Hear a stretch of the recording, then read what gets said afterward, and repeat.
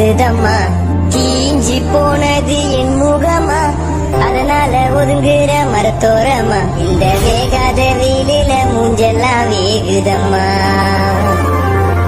வெப்பம் தாங்காம உடம்பெல்லாம் தானாவே எரியுதம்மா.